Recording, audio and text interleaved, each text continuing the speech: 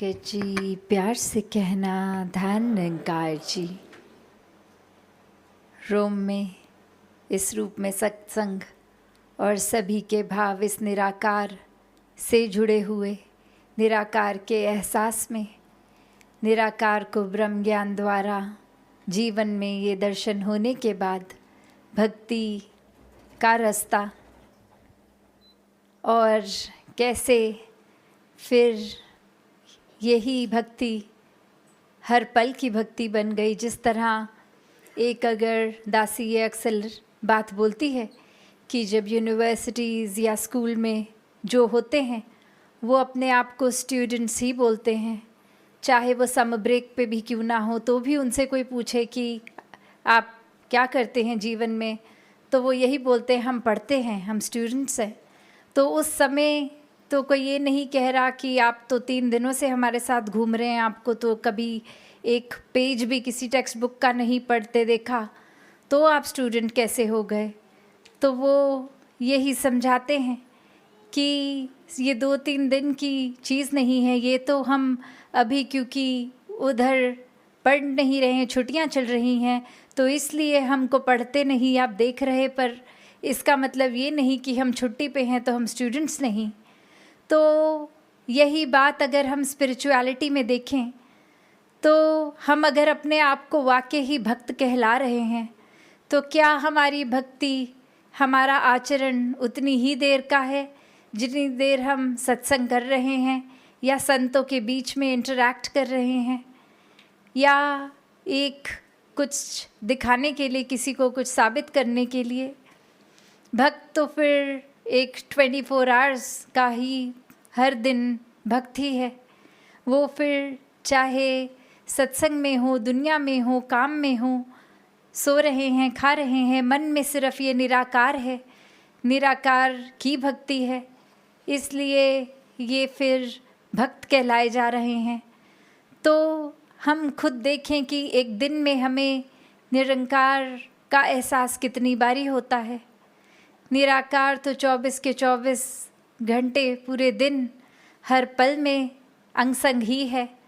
पर हम इसके खुद को, इसको अपने सामने, अपने अंदर बाहर का एहसास कब करते हैं, कितनी देर करते हैं। क्या हमारी भी वही हालत है क्या कि नाम तो वो स्टूडेंट का, पर एक भी पेज नहीं पढ़ा इतनी देर से। तो हम कहाँ खड़े हैं, कैसे एक व्यवहार है हमारा। चाहे अक्सर एक इंटेंशन की यहाँ जहाँ बात आती है कि हर दिन शुरू करने वक्त शायद इंटेंशन यही होगी कि आज और ज़्यादा गहराई में भक्ति के उतरते हैं, आज अपना नाता निराकार से और गहरा करते हैं। वो इंटेंशन तो मुबारक है, पर उसके लिए हम क्या कर रहे हैं। एक कुछ ना कुछ दिन में कभी कभी एपिसोड्स हो जाते हैं, सिचुएशंस हो जाती हैं, हम उसके बेसिस पे बाकी का दिन अपना निकाल देते हैं। जैसे अक्सर सब ने ये एग्ज़ाम्पल भी बहुत बार सुना होगा कि एक फैमिली में एक छोटा बच्चा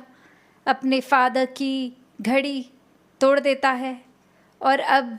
फादर के अंदर ये गुस्सा आ रहा है, वो अपना एंगर उस बच्चे पे भी और अपनी वाइफ पे भी दिखा रहा है, और अंदर से वो स्थिरता खो गई, मन में गुस्सा आ रहा है, उथल पुथल हो गई है, और अब काम पे निकल जाता है उसी हालत में। और फिर आधे रास्ते याद आता है कि कोई इम्पोर्टेंट फ़ोल्डर लेके जाना था जो नहीं लेके गए। वापस घर आके जब तक वो फ़ोल्डर लेके पहुंचते हैं तो उस फ़ोल्डर में जो वो प्रेजेंटेशन के लिए ज़रूरी वो प्रेजेंटेशन ऑलरेडी स्टार्ट भी हो गई, और बॉस ने फिर वो गुस्सा भी किया, एक डांटा सबके सामने, और अब पूरा दिन इस तरह से हो रहा है। तो वो इंसान ऐसा कह रहा है कि मेरे साथ ही ऐसा क्यों होता है, जबकि अगर डिटेल्स में जाएं तो वो घड़ी टूटी तो कितने सेकंड्स में वो टूटी होगी, बाकी उसके बाद का उसने अपने ऊपर स्वयं वो अपने हालात किए, वो चॉइस ली, वो गुस्से को, एक अग्रेशन को अपने बिहेवियर में आने दिया, अपने मन को ख़राब होने दिया, एक उसमें ज़्यादा इतना सल्क होके वो मोमेंट्स, जैसे बोलते हैं कि बीइंग इन द मोमेंट, ये प्रेजेंस वो नहीं रही, वो ध्यान कहीं और चल पड़े काम पे, सामान भी भूल गए घर। फिर वहाँ अपनी ही गलती से, क्योंकि वो जो लेकर जाना था वो नहीं लेके गए, तो फिर भी यही सोचना कि मेरे साथ हो रहा है। तो अक्सर हम कुछ चीज़ों की ज़िम्मेवारी जो खुद लेनी है वो तो लेते नहीं। वो घड़ी का टूटना, वो 10% ही एक फैक्टर कुछ हुआ, और बाकी का ये 90% जो हमने रिएक्ट किया, ये रिएक्शन हमारा। तो अक्सर ये रिएक्शन हमारी जो चॉइस है, ये हम इतनी भी इनवॉलेंट्री ना बना दें कि ये बस फर्स्ट रिएक्शन ही एंगर है, फ्रस्ट्रेशन है। ये एक अगर उस समय वो इंसान समझ लेता कि चलो ये तो छोटा बच्चा है, इसको तो अगर हाथ में इसके रैटल था या कोई भी टॉय था तो ये ज़ोर से पटक रहा था, मैंने ही तो बेड साइड रख दी थी घड़ी, इसके रीच में आ गई, इसने तोड़ दी, क्या समझ इसको। तो अगर ये उस तरह से उस सिचुएशन में होते तो वो ना वो अपने बच्चे को, ना बीवी को, ना अपना दिमाग का, दिल का ये सुख चैन खो के ऑफिस जाते, तब याद भी रहता, और ना ऐसी कोई और चीज़ दिन में फेस करनी पड़ती। तो बात यही कि हम भी दिन में ऐसे कितना कुछ कर देते हैं जिसकी ज़िम्मेवारी हमारी ही है, and we bring it to our own selves. ऐसे एक्शंस कर देते हैं, पर वो ब्लेम हम आउटसाइड अपने वो देते हैं कि ये कुछ इंसान ने मुझे ऐसा बोला इसलिए मेरा मूड ख़राब हुआ, इसलिए घर आके मैंने अपने घर वालों से ठीक तरह बात नहीं करी, जबकि वो इंसान ने तो चलो बेशक एक बुरी तरह बात की, पर मैंने उसके बाद क्या किया वो ज़िम्मेवारी मेरी है। तो हर एक ने यहाँ ये जो बार बार ये जर्नी विदिन, ये आत्ममंथन की बात आ रही है, तो ये आत्ममंथन वाकई ही इस बात का भी कि हम हर पल उतने चेतन रहें कि जब ये निराकार है हम वो 24 आवर्स के ही स्टूडेंट्स बने रहें, कि हर पल निरंकार का एहसास है, तो वो जर्नी विदिन, वो हमारे थॉट्स भी इसी के साथ अलाइंड ही होंगे। और जब ये निराकार